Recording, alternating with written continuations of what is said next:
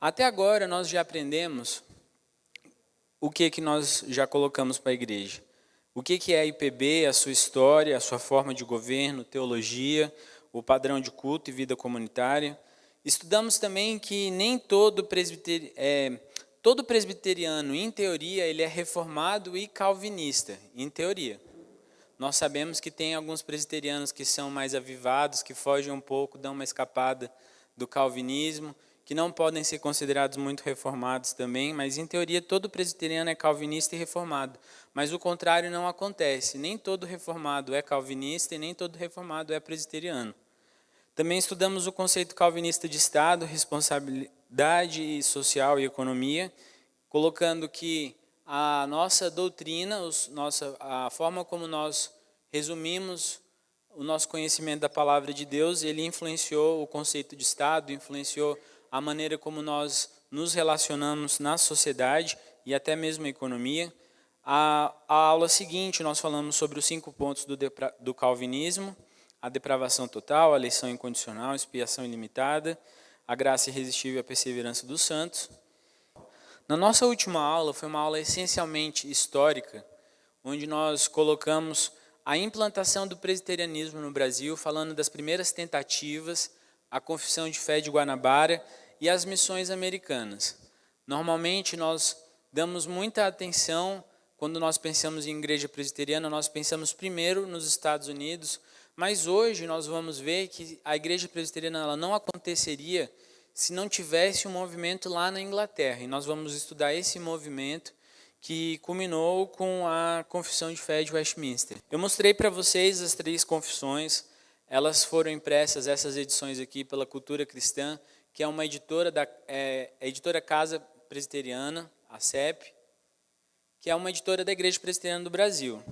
E esses 3 livros, eles são adotados pela IPB, que é a Igreja Presbiteriana do Brasil, e eles são aceitos como a exposição das doutrinas bíblicas que são aceitas pela nossa igreja. Então, se você deseja conhecer as doutrinas bíblicas que a nossa igreja defende e vai de acordo, você precisa conhecer a maneira como elas são expostas aqui nesses 3 livros. Então, a IPB ela aceita esses 3 documentos. Só que a nossa única norma de fé e conduta bíblica, e isso precisa ser colocado de uma maneira bem clara, é a palavra de Deus, a Bíblia. A Bíblia é nossa fonte primária de consulta, não os símbolos de fé. Os símbolos de fé eles existem para nos auxiliar na forma que nós organizamos o nosso conhecimento, mas a palavra de Deus é o meio principal. Eu queria começar esse estudo, essa aula de hoje, em 1534, para nós entendermos a confecção desses 3 livros, que na verdade foram vários documentos produzidos pela Assembleia. Nós precisamos começar em 1534 com Henrique VIII. Esse rei ele foi muito importante para o desenvolvimento da igreja reformada na Inglaterra, porque até 1534 a Inglaterra era um país essencialmente católico. Era um país que ele era dominado pela Igreja Católica Romana. E quando o Henrique VIII ele entra no cenário, ele entra na história, ele manda um ato chamado Ato de Supremacia, aonde esse ato significa que ele agora passa a ser o rei, passa a ser o único chefe supremo da terra, da Igreja da Inglaterra. Então, esse é uma quebra com a Igreja Católica Apostólica Romana. Esse momento desse ato de supremacia cria uma divisão na Inglaterra. E aí eles criam a Igreja Nacional Inglesa, que é a Igreja Anglicana, que é uma igreja separada de Roma, mas ainda assim ela tem na sua essência, toda a parte da Igreja Católica. 1547, então, cerca de mais de 12, 13 anos depois, vem o filho dele, Eduardo VI, que era um adolescente. Então, aqui a gente tem, nesse momento, o pai morre, ele teve vários filhos, mas o que assume o trono da Inglaterra é o rei Eduardo VI. E ele perto de Eduardo VI, tem uma pessoa chamada Thomas Cranmer, que ele é o arcebispo de Cantuária. Só que esse arcebispo de Cantuária ele foi fortemente influenciado pela teologia calvinista. E ele produz 2 documentos que estão aqui na parte de baixo. O primeiro documento é o livro de oração comum, The Book of Common Prayer, e o segundo é os 39 artigos, The 39 Articles of the Church of England. E ele cria esses 2 documentos para normalizar a igreja na Inglaterra. Esses 2 documentos eles servem de base para normatizar a igreja na Inglaterra. E ele vai implementar várias reformas para que a igreja protestante ela entre na Inglaterra e se fixe ali naquele lugar. Mas só que ele vai morrer cedo. Então ele, um adolescente, ele assume em 47 e em 53 ele morre. E quando o rei Eduardo VI morre, o processo de implantação da igreja reformada na Inglaterra, ele acaba. Por quê que ele acaba? Porque a sua sucessora é ninguém menos que Maria Tudor, que é a Maria, a Sanguinária. Maria Sanguinária, ela é filha de Henrique VIII, então ela é irmã, por algum laço, meia-irmã de Eduardo VI, e ela é filha também da princesa católica espanhola, Catarina de Aragão. Então, Henrique se casa com Catarina de Aragão, que era uma católica, muito ligada à igreja católica romana. E aí, Maria Tudor, quando ela assume o trono, ela vai anular tudo que o pai dela e tudo que o irmão fizeram na Inglaterra para poder colocar a igreja para poder colocar o Estado novamente perto da Inglaterra, de Roma. E Cranmer e os outros líderes da reforma ali na Inglaterra, eles são mortos em fogueira e os que sobram, eles fogem para o continente europeu. Naquele momento que esse pessoal foge, muitos deles fogem para Genebra, porque nesse momento Calvino está no ápice do desenvolvimento intelectual dele, da influência, e ele recebe essas pessoas que vêm lá da Inglaterra, ele ensina essas pessoas e essas pessoas voltam para a Inglaterra.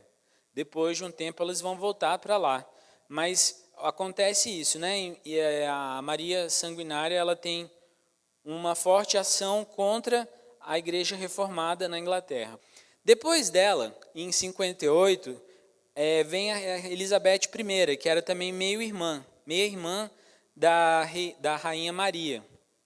E ela vai reinar por 45 anos, ela tem um reinado longo.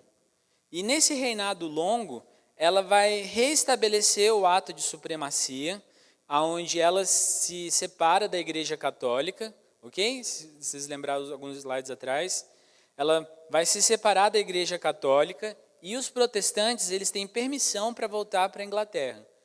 É nesse momento que o pessoal sai de Genebra e volta. Os puritanos são os reformados, os protestantes ingleses. Nós vimos na aula passada que os huguenotes são os franceses, certo? Os huguenotes são os protestantes franceses. Os protestantes ingleses são considerados os puritanos.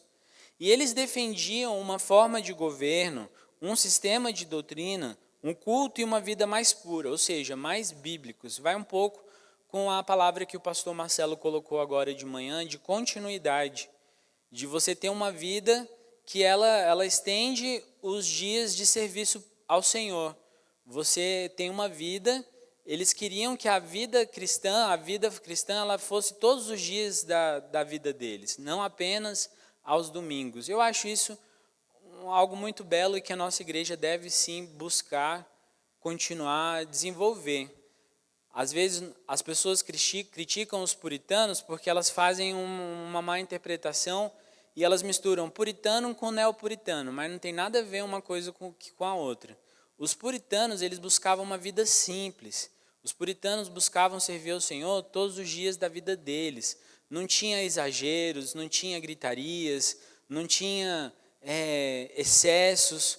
Eles buscavam uma vida simples, uma vida normal, mas aos pés do Senhor.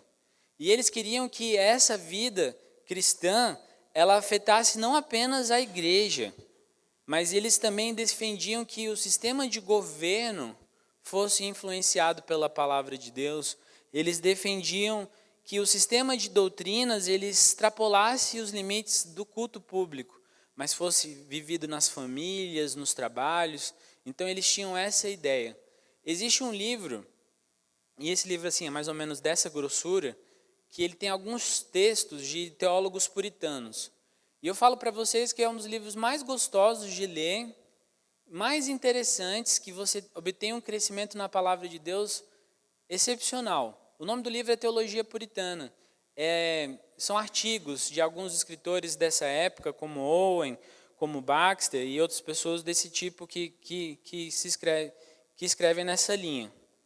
E nesse momento que os puritanos eles tomam forma na Inglaterra, Elizabeth I, ela tenta subjugar os puritanos a viverem no padrão que ela tinha estabelecido, do ato de supremacia, sobre o controle do governo e nessa questão. Só que os puritanos eles tinham um sistema de governo que era diferente do sistema de governo que a Elizabeth I estava tentando colocar. Mas aí Elizabeth I morre e no lugar dela vem Tiago I, que se torna rei da Inglaterra em 1603. E ao invés de apoiar os puritanos, porque ele cresceu em um colégio presbiteriano na Escócia, ele fica apegado ao modelo episcopal de governo eclesiástico, e isso daí é um grande problema para os puritanos. Tiago I ele vai ser sucedido por Carlos I, que governou de 1625 até 1649. E esse Carlos I ele era acompanhado pelo arcebispo de Cantuária, chamado William Laud, que ele era um arminiano, Nós já estudamos o que o pensamento arminiano difere do pensamento calvinista. Então, vocês conseguem ver que a rixa aí já está tomando uma forma bem mais delineada. E Carlos I, ele tenta fazer com que os presbiterianos que viviam na Escócia se submetessem ao governo e ao culto da Igreja da Inglaterra, que era o sistema de bispos e arcebispos. Só que a Igreja Presbiteriana, no seu formato de governo, não cabe essa ideia de bispo e arcebispo. E aí, em 1638, os escoceses, o que eles fazem? Eles assinam um pacto nacional e falam assim, nós vamos defender agora o presbiterianismo, esse modelo, e também nós vamos entrar em guerra contra o rei Carlos I. Então, esse momento aí é um momento muito sério. Carlos I ele convoca a eleição do parlamento, mas só que o parlamento que é eleito é um parlamento puritano, essencialmente puritano. As pessoas que são eleitas para o parlamento são essencialmente puritanas. Aí o que ele faz? Ele vai dissolver esse parlamento e faz uma nova eleição. Na próxima eleição, o parlamento que é constituído é ainda mais puritano que o anterior. E aí ele tenta dissolver o parlamento pela terceira vez. Só que quando ele faz isso pela terceira vez, o parlamento ele entra em guerra com o rei. E aí nós temos a primeira guerra, não a primeira, mas temos uma guerra civil inglesa. E essa guerra civil inglesa é nesse ambiente de guerra que nasce a Assembleia de Westminster. Só para vocês terem ideia do que aconteceu antes para que a Assembleia de Westminster acontecesse. Quando a Assembleia de Westminster acontece, ele está nesse ambiente de guerra entre o rei e o parlamento, que é essencialmente puritano. Então, o parlamento ele vai e convoca a Assembleia de Westminster. Nessa Assembleia, ele tem 121 ministros da Inglaterra, 20 membros da Câmara dos Comuns e 10 membros da Câmara dos Lordes. Todos os ministros, meus irmãos, exceto 2, eles eram da Igreja da Inglaterra. E todos eram puritanos, todos eram calvinistas, certo? Então, na concepção desse documento, nós temos pessoas que se alinham com o nosso posicionamento doutrinário. Todos eles eram calvinistas. E entre eles, apesar deles serem calvinistas, eles não tinham unanimidade no sistema de governo. Vocês lembram que nós falamos algumas aulas atrás que nem todo calvinista é presbiteriano? Então, é mais ou menos isso que acontece aqui. Eles todos são calvinistas, mas nem todos concordam na mesma forma de governo. Uns eram presbiterianos, outros congregacionalistas e outros eram episcopalistas. E a primeira reunião da Assembleia de Westminster vai acontecer na Abadia de Westminster. Se você já foi à Inglaterra, esse é um ponto que todo mundo vai lá conhecer. e aconteceu em 1º de julho de 1643.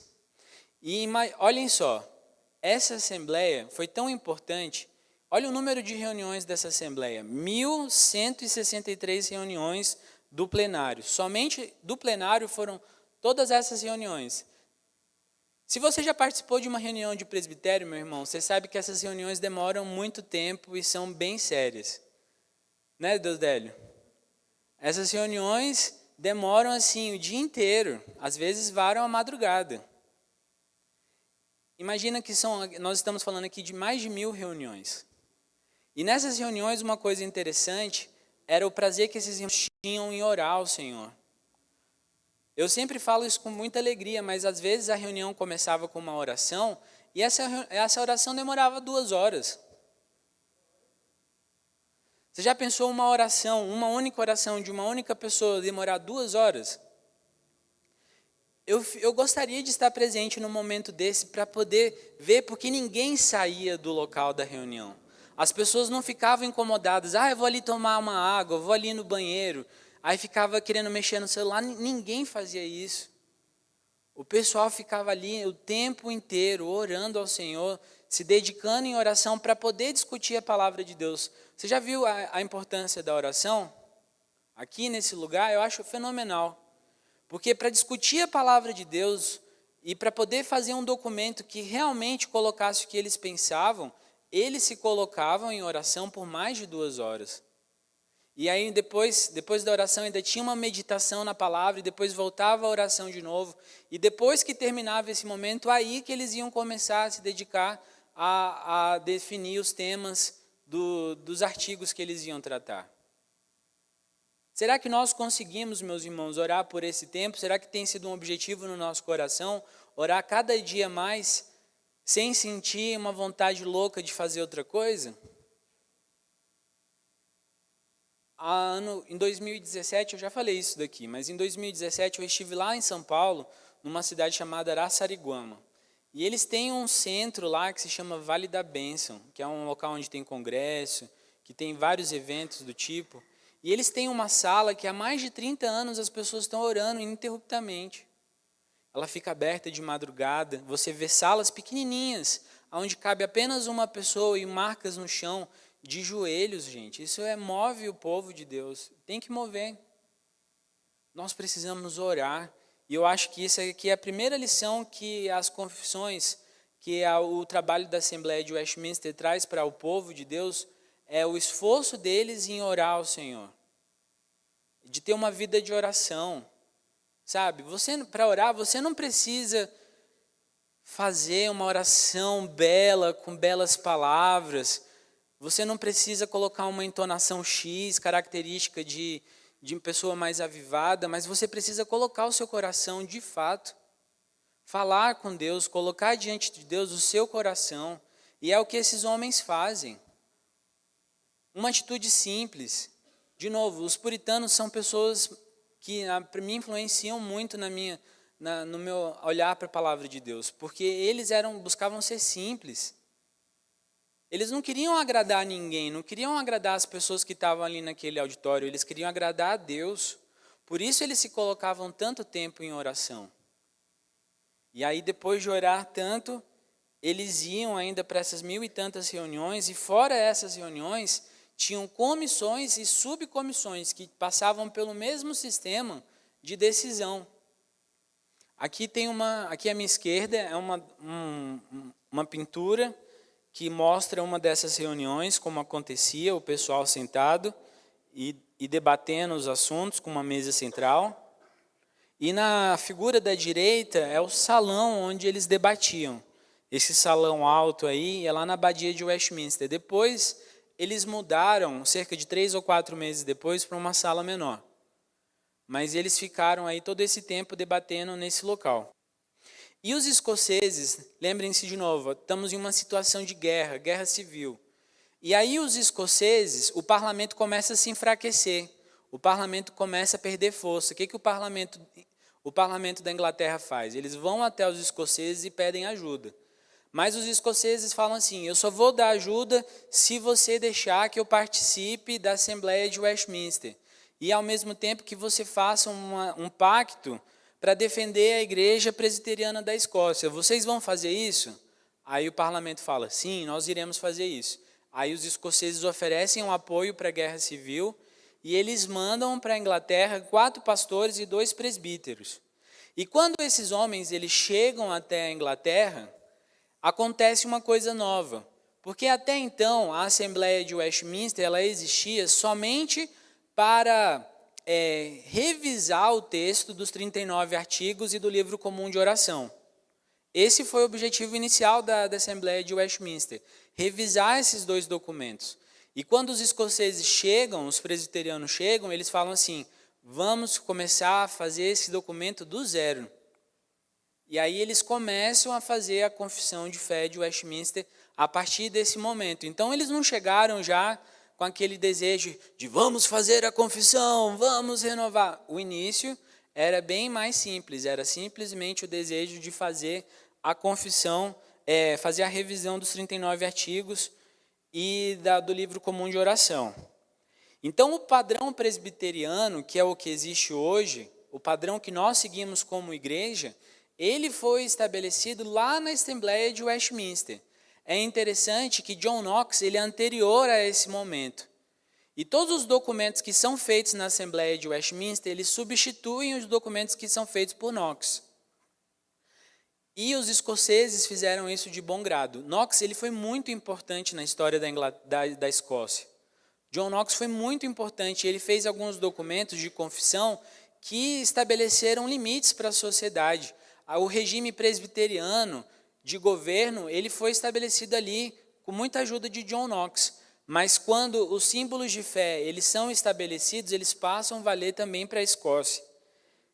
Então, cada documento, quando ele era concluído pela Assembleia, por esse grupo de pastores, ele era enviado para o parlamento para aprovar. Aqui eu vou listar para vocês agora como os documentos que foram feitos na Assembleia. Porque não são só esses 3 documentos aqui. Foram mais documentos. A Igreja Presbiteriana do Brasil adota apenas esses 3. Ok? Apenas esses 3 são adotados, mas existem mais documentos. O primeiro é o Diretório do Culto Público a Deus, que fala como é que o culto deve acontecer. Ele foi finalizado em dezembro de 44, só que só foi aprovado em janeiro, foi aprovado no mês seguinte, em 45. E esse livro, ele substitui o livro comum de oração. Esse é o primeiro documento que foi feito. O segundo é o forma de governo eclesiástico e da ordenação de pastores. Como é que deveria ser a ordenação de pastores? Como é que deve ser a forma de governo eclesiástico da nossa igreja? Aí olhem só a diferença. Ele foi feito em novembro de 44 e ele só foi aprovado em 1648, 4 anos depois. O que acontecia com cada um desses documentos, meus irmãos? A Assembleia fazia o documento, se reunia nessas 1000 e tantas reuniões. O documento estava pronto, eles mandavam para o parlamento. O parlamento inglês ia analisar os documentos, ia estudar cada um dos documentos, item a item, para verificar se estava de acordo. E só foi aprovado 4 anos depois. Então, a forma de presbiteriana de governo, que substitui o episcopalismo na Igreja da Inglaterra, ela é feita nesse momento. Ela é aprovada em 1648. Ok? E a ordem que eles foram concluídos também, aqui os próximos documentos. A CFW, a Confissão de Fé, ela foi feita em dezembro de 46 e aprovada em março de 48. A Confissão Maior de Westminster e o Breve Catecismo de Westminster, o Catecismo Maior de Westminster e o Breve Catecismo de Westminster foram no final de 47 e só em setembro de 48 que eles foram aprovados. E tem um quinto documento, que é um documento de música, que é o Saltério, que é a versão metrificada dos salmos para o culto. Isso aí é um problema, viu, gente? Não dão muita atenção para essa questão, não, porque no nosso meio pode criar umas discussões assim meio acaloradas. Mas foi feito em novembro de 45 e aprovado em 46. Agora, olha só que interessante. O esboço inicial da Confissão de Fé de Westminster, ele foi feito por 2 comissões a partir de outubro de 44. E o plenário da Assembleia de Westminster discute a confissão de fé de julho de 45 até dezembro de 1646. Esse é o período que a Assembleia de Westminster discute. E os debates que tem na confecção da Confissão de Fé de Westminster, os debates mais acalorados, eles vão falar sobre os decretos de Deus, a liberdade cristã, a liberdade de consciência, a liderança de Cristo. Mas só que, de um modo geral, todos os 33 capítulos, eles foram feitos de uma maneira unânime. Todos concordaram com o texto. Só que esses pontos específicos, eles foram pontos que demoraram mais tempo para ser tratado, porque nem todos tinham de início a afirmação unânime sobre aqueles temas. Quando a CFW, a Confissão de Fé de Westminster, ela é concluída no dia 4 de dezembro de 46, ou seja, 2 anos depois dela ter sido iniciada. Só que o parlamento recebe esse documento e fala assim, esse documento não tem os versículos bíblicos para apoiar as decisões de vocês. Aí o que o parlamento fala? Mas a gente esqueceu, que coisa. Aí a Assembleia recebe o documento de volta, discute todos os documentos novamente, colocando os versículos que apoiem essas decisões que eles tomaram. E aí a CFW ganha mais valor, porque ela passa a ter mais peso.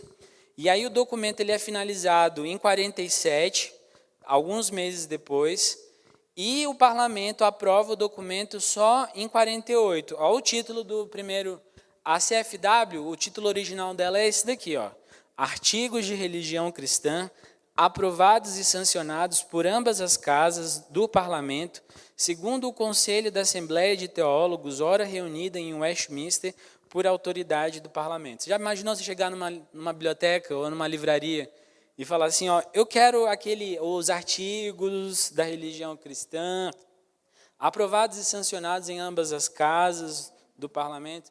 Você já tinha desistido, eu já tinha desistido depois de um título desse tamanho.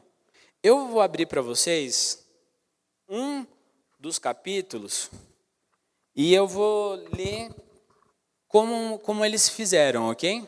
Então diz aqui, ó, o capítulo 12, da adoção. A todos os que são justificados, Deus se digna fazer participante da graça da adoção em e por seu único Filho, Jesus Cristo. Por essa graça, eles são recebidos no número e gozam a liberdade e privilégio dos filhos de Deus. Têm sobre si o nome dele, recebem o espírito de adoção, têm acesso com ousadia ao trono da graça e são habilitados a clamar, Abba, Pai. São tratados com piedade, protegidos, providos e corrigidos por ele, como por um pai, nunca, porém, abandonados, mas selados para o dia da redenção e recebem as promessas como herdeiros da eterna salvação. Aí, para esse primeiro parágrafo, para cada um dos parágrafos, eles têm referências bíblicas. Aí ele vai usar aqui, ó, quase 3 páginas para poder afirmar o que eles acabaram de escrever. Então, primeiro, por exemplo, é Efésios 1:5, que nos predestinou para ele, para a adoção de filhos, por meio de Jesus Cristo, segundo o beneplácito da sua vontade. E eles vão comentando ponto a ponto da nossa doutrina aqui, em parágrafos. É muito interessante, meus irmãos. Eu falo para vocês o quão bonito esse trabalho porque, por exemplo, na minha conclusão de curso, no seminário, o seminarista precisa necessariamente conversar a confissão de fé no tema que ele vai colocar. Então eu falei sobre a providência de Deus, eu falei que Deus permite que determinadas coisas aconteçam aos filhos dele, coisas boas e coisas ruins, para que os seus filhos cresçam em conhecimento. Aí eu tinha que argumentar isso aqui em relação à confissão de fé. Então eu ia no capítulo da CFW, argumentava, voltava, e é uma coisa muito boa. O Catecismo Maior, ele foi feito com o objetivo de levar conhecimento a presbíteros, a pastores novos, a pessoas que queriam aumentar o conhecimento da fé deles. Esse é o propósito principal do Catecismo Maior. E são 193 perguntas divididas em 3 sessões. A primeira sessão, ela fala da finalidade do ser humano, da existência de Deus, da origem e da veracidade das Escrituras. E todos os pontos aqui é interessante colocar que eles são colocados com um propósito. Por exemplo, a veracidade das Escrituras. Existia um grupo que questionava se as Escrituras eram de fato válidas, se elas não foram manipuladas pelo homem para colocar um jeito de manipular o povo, se elas são verdadeiras, como elas são organizadas e tudo mais. Então, eles falam sobre isso. E essas aí ficam, por exemplo, nas perguntas de 1 a 5, eles falam sobre isso. Quer ver? A pergunta 5 fala assim, ó. O que as Escrituras principalmente ensinam? Aí a pergunta, a resposta. As Escrituras ensinam principalmente o que o homem deve crer acerca de Deus e o dever que Deus requer do homem. De uma forma bem clara, bem objetiva, eles colocam coisas que as pessoas precisam saber para dar razão à fé delas. Então, eles fazem isso de uma maneira bem clara. A segunda seção fala o que o homem deve crer acerca de Deus. E a terceira seção, que vai da pergunta 91 até 196, o que as Escrituras requerem do ser humano como seu dever. Essa é o Catecismo Maior, a CMW. O Breve Catecismo, ele tem 107 perguntas, e em algum momento ali, entre a pergunta 41 e 81, ele vai falar sobre os 10 mandamentos. E esse livro aqui, ele era acostumado, as crianças daquela época, elas sabiam as perguntas e respostas de cor. O que para mim serve de vergonha, porque eu já estudei todas elas, mas eu não consigo me lembrar delas de cor. Mas as crianças que estudavam mesmo naquela época sabiam o Breve Catecismo de cor. Ele era ensinado para crianças, principalmente, e para os neófitos, que são as pessoas que estão entrando, conhecendo a fé naquele início de momento. Então, esse é um livro introdutório, mas é muito bom, meus irmãos, um livro excelente. Então, essa aqui é uma breve exposição sobre a Confissão de Fé de Westminster. Ele é um livro importante. Quando um pastor é ordenado, no momento que ele é entrevistado, pergunta-se se essa pessoa subscreve aos artigos da Confissão de Fé de Westminster. E quem é pastor presbiteriano subscreve esses artigos. Existem artigos que podem ser um pouco mais de debate, que você não possa não concordar, que talvez tenham sido feitos à luz mais da cultura do que a palavra de Deus? Sim, porque nós não consideramos a Confissão de Fé um livro infalível. Os documentos que foram produzidos pela Assembleia de Westminster, ainda que eles tenham sido criados com muita humildade, com muito fervor, com muita dedicação, eles não são infalíveis. Eles são passíveis de erro, sim, são passíveis de erro. Mas nós subscrevemos a esses documentos porque, até hoje, eles são os documentos que melhor organizam o nosso pensamento a respeito da palavra de Deus. Esses documentos são os que melhor organizam o nosso pensamento. Essa é a função de uma confissão. Essa é a função de um catecismo. Organizar em pontos o que eu acredito em relação à palavra de Deus. E, meu irmão, eu faço um desafio à igreja. Se você, ao ler esses documentos, falar assim, eu não concordo com nada que você está lendo, que vocês, em primeiro lugar, procurem um pastor, procurem um presbítero, procurem alguém que tenha mais tempo na fé, que tenha maior caminhada, e vamos discutir esses documentos, vamos conversar sobre eles. É importante discutir, entender a razão que levou esses homens a colocar o que eles colocaram, ler as passagens bíblicas. Porque há o problema da incoerência. Você está em um ambiente onde você não concorda com o que é feito. Porque eu acredito nisso, meus irmãos. Essa é uma opinião minha, particular. Eu vou ver cristãos da igreja presbiteriana, irei encontrar pessoas da Assembleia, pessoas da igreja católica, de várias denominações no céu. Mas eu estou na igreja presbiteriana não é porque eu nasci na igreja presbiteriana. É porque eu concordo com a doutrina da igreja presbiteriana. E eu acho que isso é fundamental. não é apenas, eu nasci na igreja presbiteriana e estou aqui até hoje, vou morrer na igreja presbiteriana porque eu nasci aqui. Você precisa estudar os documentos e ser honesto com o que você fala. Porque não adianta, de que adianta você, por exemplo, ser um arminiano dentro de uma igreja presbiteriana e só causar confusão ali? Não é mais fácil você ir para uma igreja onde o arminianismo ele é divulgado? Porque pelo menos você vai estar sendo coerente com a sua fé. Eu não estou expulsando ninguém, eu quero dizer isso. Eu quero deixar isso bem claro. Mas eu tenho a chance de ser mais bênção em um meio quando eu concordo com o que é feito naquele meio. O nosso sistema de governo, ele é estipulado na nossa Constituição. Ele foi desenvolvido através do trabalho dos irmãos lá na Assembleia de Westminster. Se eu não concordo com esse sistema, eu tenho dois caminhos. Ou eu faço uma nova assembleia que mude a igreja e reforme a igreja, essa é uma opção. Ou eu procuro uma igreja que esteja de acordo com o que eu já penso, porque aí eu não preciso mudar nada, eu só preciso estar com as pessoas que estão de acordo com o que eu penso, e continuar sendo bênção lá naquela igreja. Porque eu posso ser bênção em outro lugar, não precisa ter essa mesma questão. É questão de honestidade intelectual? Eu creio que é isso, meus irmãos. Eu vou abrir o espaço para a pergunta dos irmãos, mas, assim, eu estimulo os irmãos que leiam a confissão de fé, que leiam o catecismo. Uma ótima maneira de você ter o culto no lar é você estudar 107 perguntas. Se você fizer isso, você pode estudar, às vezes, 2 ou 3 vezes no ano o breve catecismo em casa, de uma maneira rápida, uma pergunta por dia. Você lê a pergunta, responde, você estuda com seus filhos, lê as referências básicas e você está desenvolvendo um culto no lar ali saudável. Num prazo de 1 ano, você vai conhecer o breve catecismo umas 3 vezes, aí no ano seguinte você passa para o catecismo maior e depois você passa para a confissão de fé. E aí você vai desenvolvendo o seu lado desse jeito.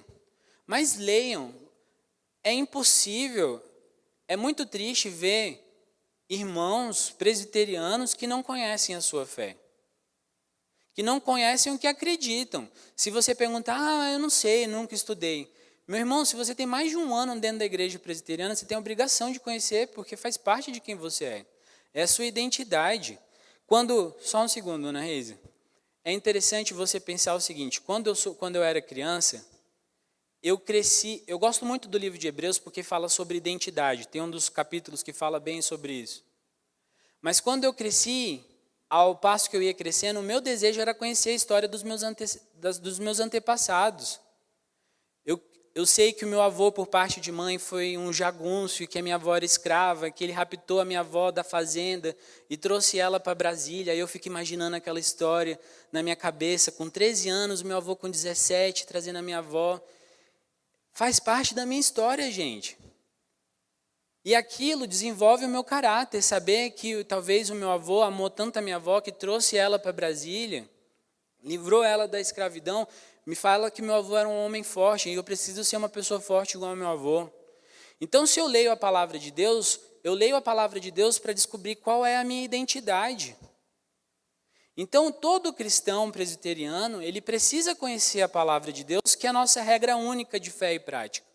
Mas precisa também se dedicar ao conhecimento da fé reformada, para não ficar falando besteira dentro da igreja, que vai de contra aos preceitos da igreja. Agora eu vou abrir para as perguntas. Dona Reise.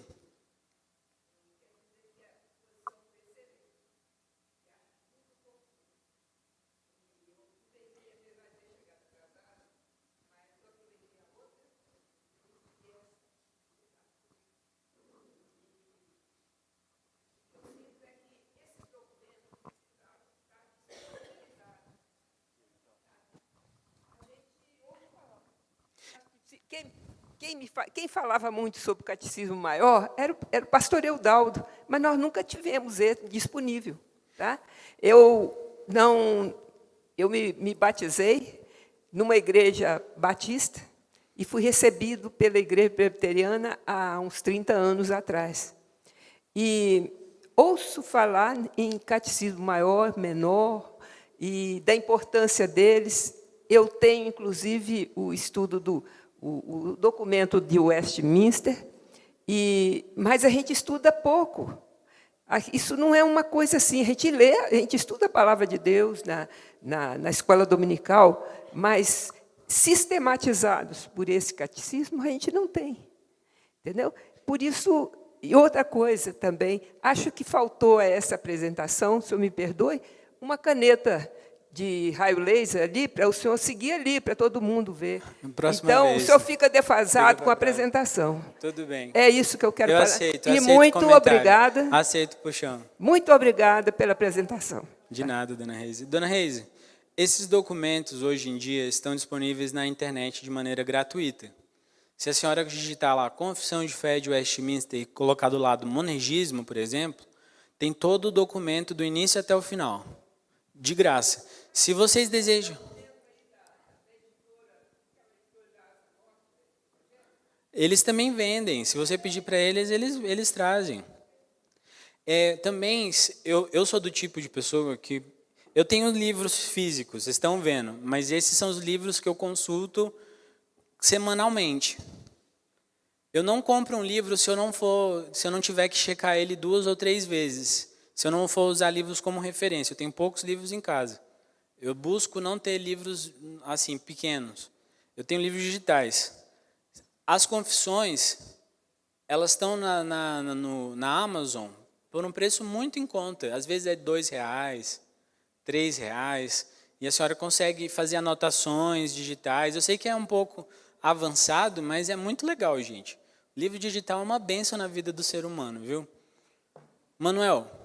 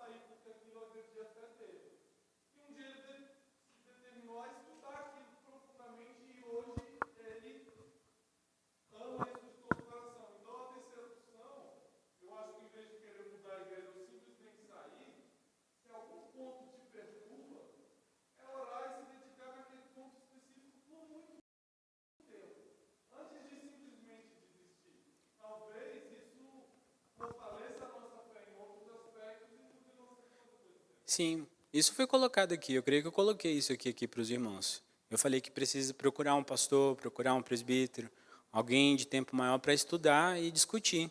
Porque ao discutir, você tem a oportunidade de ser confrontado e mudar a sua opinião. Sim, Marcão? Pastor, é interessante. Eu gosto sempre de abordagem histórica, porque a abordagem histórica ela traz em si todo o contexto político, social e tudo que estava por trás e o que influenciou, né, vamos dizer, o que estava acontecendo. Né, você mesmo mencionou, como resgate histórico, que o pessoal da Escócia, a Igreja Presbiteriana da Escócia, negociou para participar de Westminster. Ó, a gente apoia o movimento político, desde que, né, os 4 pastores e 2 presbíteros eles possam participar de Westminster, e teve uma influência. Eu imagino que teve uma influência. Então, sim, eu acho interessante a abordagem histórica, porque ela resgata o contexto. Né? Quanto a conteúdo, eu não quero falar de uma quarta opção, porque eu acho que ela está englobada nisso tudo aí, Eu acho que a abordagem contemporânea, meu querido, amado amigo pastor André, ela é, na minha opinião, né, dessa igreja aqui, 27 anos. Eu acho que ela tem que ser uma abordagem talvez um pouco mais estratégica. Eu não estou falando que a abordagem de ir lá no breve catecismo, na confissão de fé, não seja estratégica, não é isso. Mas ela pode espantar. Tanto é que não existe uma leitura massiva e tal desses documentos históricos. Bom, qual eu acho, na minha opinião, que deveria ser uma abordagem estratégica a ser considerada? As pessoas, elas vêm para a igreja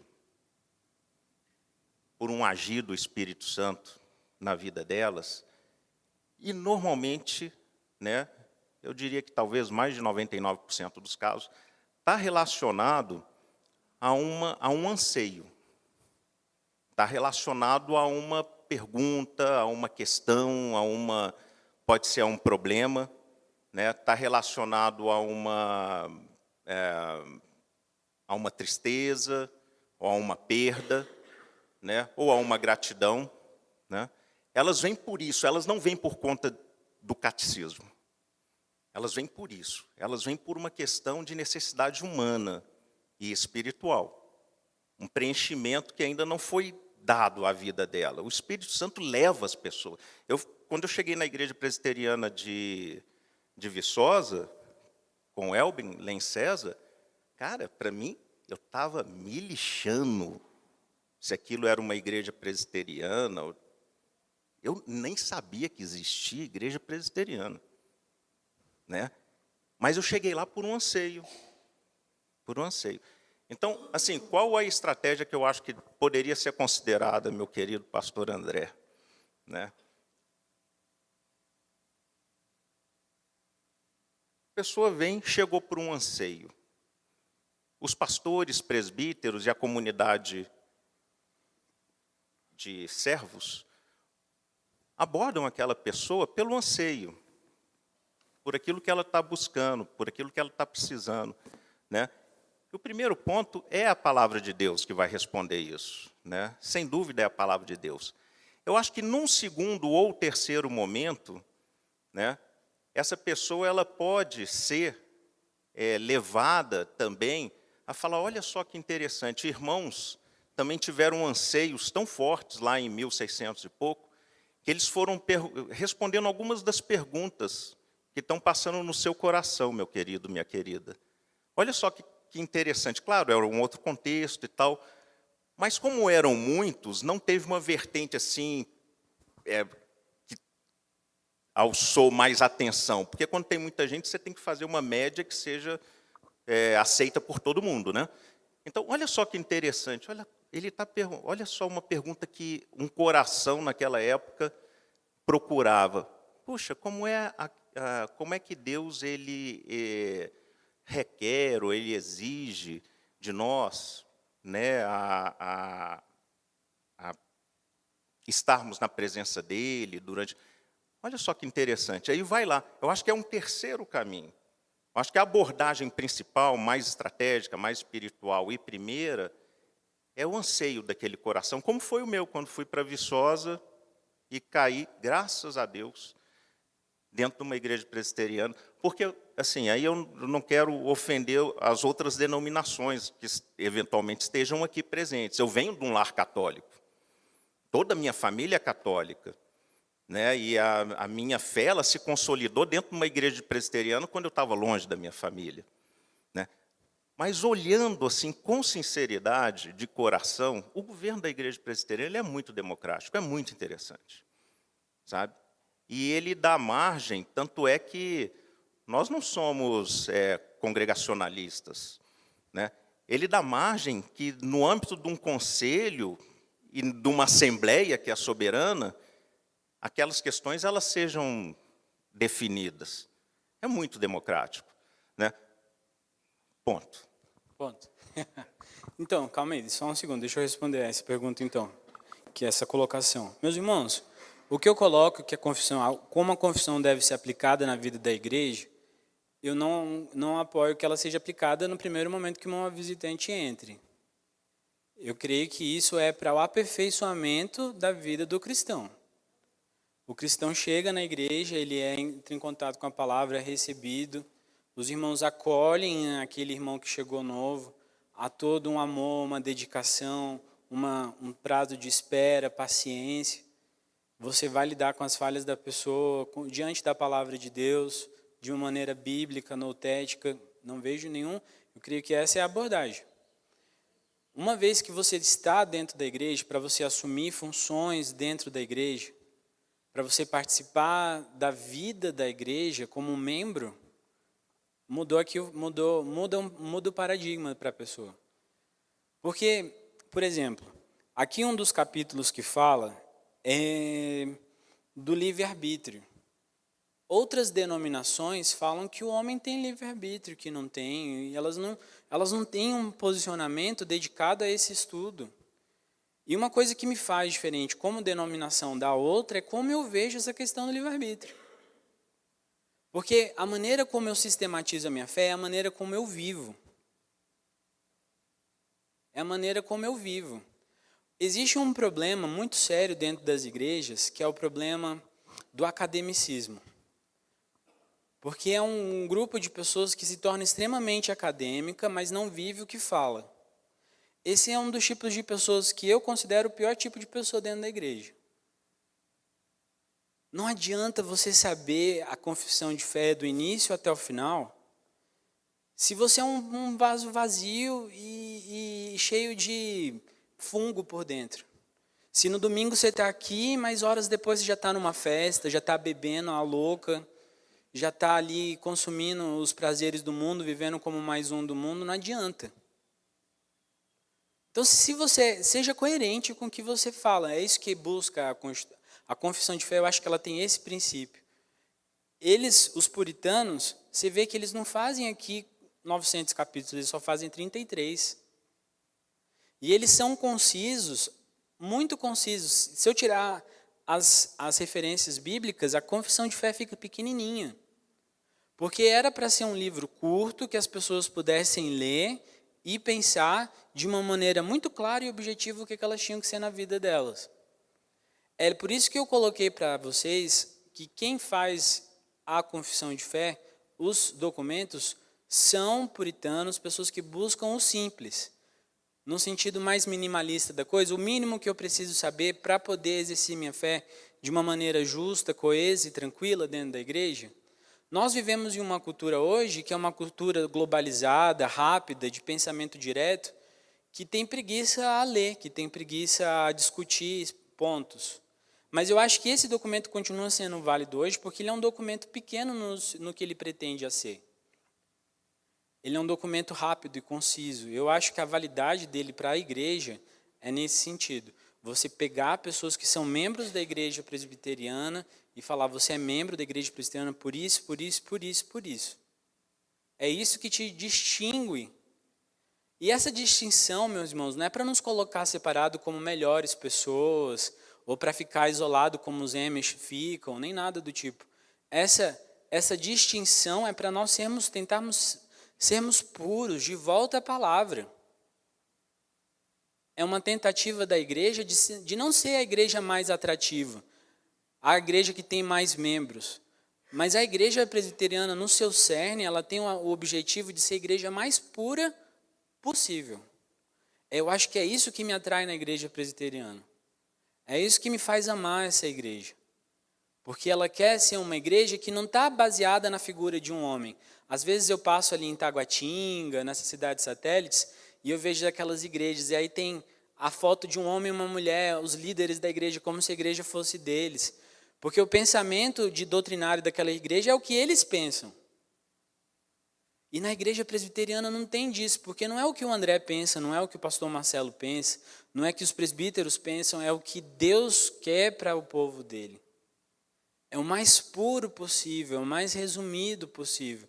Então há necessidade de nós gerarmos em nós um amor por esses documentos, de gerar uma sensação que esses documentos são como uma identidade nossa, que só falta colocar a minha foto, que fala assim, o que eu penso está de acordo com o que eles estão colocando. Eles colocaram tudo o que eu penso? Não, não colocaram. Tem certas coisas que eu não concordo. Por exemplo, um dos capítulos que mais dá problema é aqueles crianças que morrem. Eles vão para o céu, não sei o quê e tudo mais. É um capítulo problemático. O do anticristo também. O do anticristo também é um outro capítulo problemático. Tanto que, por exemplo, nos Estados Unidos, houve uma adição na Confissão de Fé de Westminster. O povo lá da Igreja Presbiteriana dos Estados Unidos fez um capítulo a mais, ou fez um adendo a mais, alguma coisa assim, que agora eu não estou lembrado. Mas há a necessidade de nós pensarmos e olhar para esse texto e com um olhar crítico, e falar assim, é isso mesmo que a palavra de Deus está dizendo? Sempre. Você tem que olhar a confissão de fé como se você estivesse numa posição de avaliar a confissão e falar assim, será que essa confissão ela está falando o que a Bíblia realmente diz? O que a palavra realmente diz? E ao passo que você vai sistematizando o seu modo de pensar, você vai se tornando uma pessoa mais coerente.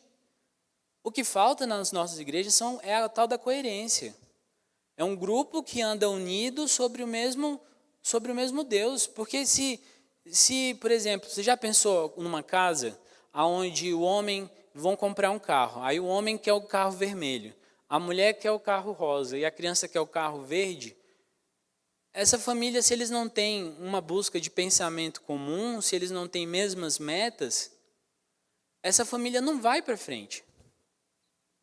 E aí, quando um pai, na figura do líder da casa, ele estabelece regras para aquela casa, e ele se mantém, ele se afirma como homem daquela casa, estabelece regras, e todos concordam com aquela regra, você vai caminhar. Talvez não seja a passos largos, como algumas igrejas que surgem do dia para a noite caminham, que já tem mais de 25 milhões de membros, mas elas caminham de maneira correta.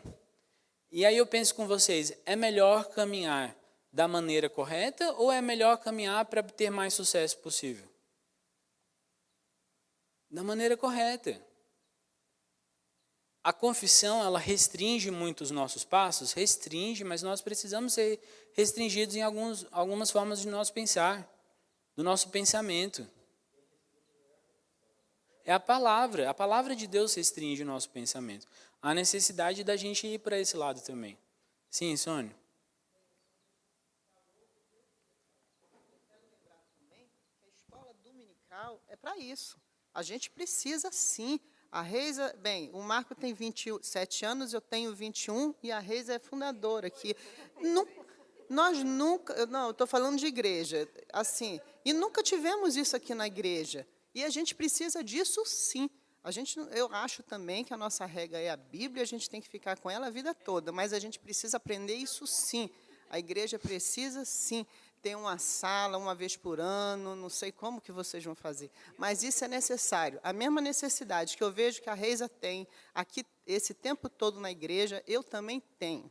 Então, eu acho isso importante, nós temos que ter isso. Sim. As nossas crianças precisam disso. A gente precisa aprender isso, sim. E ter esse conhecimento. É fundamental que a igreja tenha uma turma assim. Uma coisa que eu penso nesse momento, vocês já pararam para pensar num iceberg? Isso aqui todo mundo já viu, foi em palestra, já ouviu falar sobre isso. Mas um iceberg, você tem uma ponta pequena, mas você tem um problema uma parte de gelo muito maior embaixo. Então, a pessoa quando chega à igreja com um problema, meus irmãos, é porque há um problema no coração dela, a alma dela precisa ser resolvida, coisas que precisam ser tratadas mais a sério. Eu sou fãzaço do aconselhamento noutético. O meu sonho é ir para Westminster fazer o seminário teológico lá nos Estados Unidos, fazer o de aconselhamento deles. Porque eles sempre apontam que a palavra de Deus, ela nessas questões espirituais, é o que resolve. Então você tem que partir para a Bíblia. Se tem algum problema de depressão, vai para a palavra de Deus, faz o tratamento clínico se tiver que fazer. Eu não tenho nenhuma objeção quanto a isso. Mas a palavra de Deus, na minha função enquanto pastor, eu tenho que levar a Bíblia para a pessoa. Eu não posso tratar a pessoa com o que eu acho, eu não posso tratar a pessoa com exemplos de outras pessoas, mas eu tenho que levar a palavra de Deus, porque ela tem respostas para os problemas que o coração humano tem, né? Eu vi as pessoas falando aqui 30, 20 anos, aí eu vou colocar um outro lado. Tem 3 anos que eu estou aqui. Alguns sabem da história, que eu vim trazida pela minha filha, na época com 8 anos. Eu católica desde a infância, frequentei a catequese, né, que é o termo que é usado para uma espécie de escola dominical. E a minha filha, ela teve a oportunidade, eu visitei várias igrejas, tudo, mas ela teve a oportunidade muito mais do que eu, porque meu pai é da congregação cristã, ela foi várias vezes. A minha vizinha, que foi quem trouxe ela, era daqui já, e eu levava ela, às vezes, na igreja católica, porque ela me cobrava muito. E lá eu não optava pela missa, eu optava pelo... É como se fosse um culto, se assemelha muito aos pentecostais, que é a renovação carismática. Foi escolha dela estar aqui. Ela veio umas 4 vezes para cá, foi trocentas vezes para a congregação e mais trocentas para a católica, que é muito perto da minha casa. A escolha de estar aqui foi dela primeiro. Os primeiros 3, 4 meses eu vim por causa dela. A escola dominical eu vim por causa dela, que pedia, e eu vinha, não tinha outra coisa, não tinha outra opção. Eu trazia. E a primeira classe que eu fiz parte foi do Eduardo Salazar, que foi a de Romanos. E o que eu pude sentir? Eu nunca tinha ouvido falar de catecismo, de nada, a menos que fosse o da católica. Nunca. Ninguém nunca me empurrou, ninguém nunca me obrigou, ninguém nunca falou, olha, para você estar aqui dentro, você tem que estar... Foi o local que eu fui mais estimulada a estudar, a conhecer, a ler a Bíblia. Eu fui em Batista, eu fui em Universal, eu fui em Comunidade das Nações, eu fui em várias igrejas. Foi o local que eu realmente mais me aproximei de Deus. Foi o local que eu fui estimulada, foi o local que as pessoas me falavam de Deus, não da vontade própria, não da doutrina, não do que eu podia ou não podia fazer. Foi o local que as pessoas falaram, busque o conhecimento, leia a palavra de Deus e você vai entender o que Ele espera de você.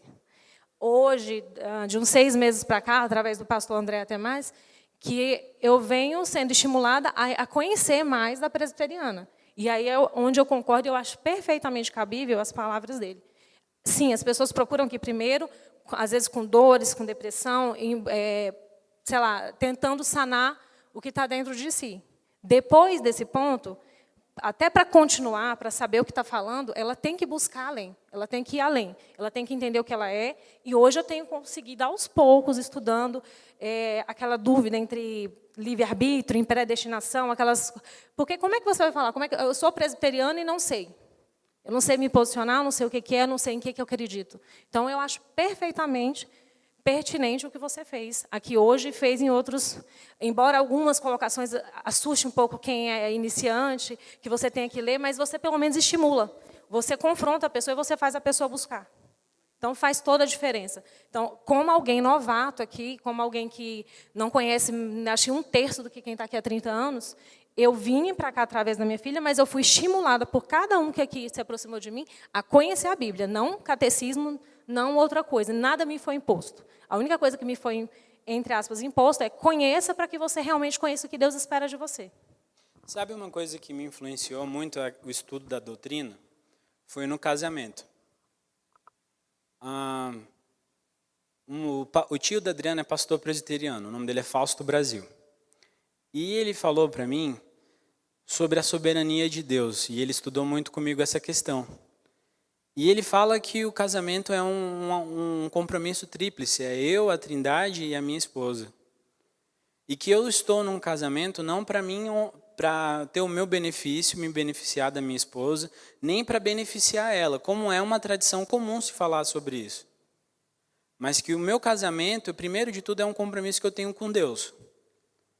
Então, se eu creio na soberania de Deus, que é um aspecto doutrinário, se eu creio na providência de Deus, que Ele vai prover as minhas necessidades e vai me sustentar e vai me dar problemas para que eu possa ser tornado forte, Deuteronômio 8, Deus humilha o seu povo. Então, quando eu tenho esses conhecimentos, eu passo por problemas no meu relacionamento, como todo casamento tem problemas, eu passo por esses problemas com conhecimento. Você já parou para pensar que se você for arrumar um carro e você não sabe como trocar o pneu do carro, você não consegue trocar o pneu do carro? Mas se você sabe o que você precisa fazer para trocar o pneu do carro, aí já se torna diferente? Se você tem conhecimento para enfrentar problemas, você enfrenta problemas com maior facilidade. Se você sabe quem é o seu Deus, se você conhece o seu Deus, quando você está passando por uma maré muito tempestuosa, você passa por aquela maré de uma maneira mais tranquila, porque você sabe que seu Deus está no controle. Agora, se você está passando por um problema e você não tem conhecimento de Deus, se você não sabe quem é Deus, você fica apavorado. E você sucumbe às pressões de fora. Então, conhecer a palavra liberta. O conhecimento, ele vai libertar as pessoas para uma vida mais tranquila e em paz. O fato de estar aqui na igreja e oportunidades para sair e ir para outros lugares não faltaram. É assim, eu e a Andréia e toda a minha família, né? Cada um dos meus filhos hoje está nas igrejas que escolheram. Eu e a Andréia, nós estamos aqui. Porque assim, os nossos amigos, irmãos, né, com os quais nós construímos relacionamento mais profundo com Deus, eles estão aqui. Né? Não que não tenhamos em outros lugares também esses irmãos, né? Mas eles estão aqui. E o fato de estar aqui há muito tempo não é nenhum, eu não diria assim, puxa vida, historicamente isso é importante. Não, é muito mais responsabilidade. Né? Muito mais responsabilidade, porque assim, os problemas e tudo que a igreja já passou, a gente foi passando junto, e a gente sabe que vai aumentando a responsabilidade. Cada vez que você está mais tempo em uma igreja local, né, você está mais entranhado, né, com as angústias e alegrias, né, daquela igreja local. Então é muito maior a responsabilidade. Quanto ao catecismo, eu acho que foi super acertado quando o parlamento, se não me engano foi o parlamento, que pediu que referenciasse biblicamente cada uma das questões. Realmente seria uma falta enorme. Sim, enorme. Porque, em primeiro lugar, a Bíblia, né? E depois o restante. Né? Então, o referenciamento bíblico daquilo que eles estavam discutindo, para mim, foi o mais importante. Né? O contexto de pergunta e resposta, show de bola, porque sintetiza as questões que já estão abordadas dentro da palavra de Deus. Sim, isso é perfeito. Meus irmãos, quando eu penso nas crianças que decoraram esse último ano, as 8 perguntas, isso fica muito evidente que em momentos de crise aquelas perguntas vão voltar na cabeça delas e as respostas também, sabe? Eu acho isso assim muito legal. A última coisa que eu quero comentar antes da gente terminar é que, por exemplo, eu nasci em igreja presbiteriana e eu já vi de todos os tipos de pregação. Já vi pregação pentecostal, já vi pregação de achismo, eu acho isso, eu acho aquilo. Já vi construtivismo, já vi várias formas. Mas nos últimos anos eu tenho visto o surgimento de pastores que pregam expositivamente a palavra de Deus. É pegar versículo a versículo, é o que o Calvino fazia no livro de Romanos, por exemplo, que ele pega Romanos na primeira passagem por Genebra, vai versículo a versículo, sai de Genebra, quando volta, continua do mesmo texto que tinha, que ia ser o texto seguinte, e vai pregando a vida inteira. Passa a vida pregando um livro só. Então, eu tenho visto o valor da pregação expositiva ao invés de uma pregação que sacia a necessidade emocional. Eu acho que tem espaço para pregação que fale para os sentimentos que a pessoa está passando. Eu vejo isso, a necessidade desse tipo de pregação, porque a palavra de Deus fala sobre sentimentos, então você pode pregar na palavra falando sobre coisas que as pessoas estão passando, momentos específicos, mas eu acho legal essa pregação expositiva, porque ela vai tentando dizer não o que eu acho, não importa o que eu acho, não importa o que eu penso, mas importa o que Deus quer. É sempre esse sentido, viu? Porque toda vez que eu coloco a minha vontade dentro de um ministério, toda vez que eu coloco a minha vontade dentro de uma igreja, eu estou me impondo sobre aquelas pessoas e estou deixando Deus para trás. Mas toda vez que eu coloco a pregação, a palavra, eu estou me colocando como um porta-voz da palavra de Deus para as outras pessoas. Não sou eu que estou falando, é a palavra de Deus. Então, o sentido de sempre eliminar a pessoa da equação e colocar Deus, para o cristão é algo que ele deve sempre valorizar no crescimento dele.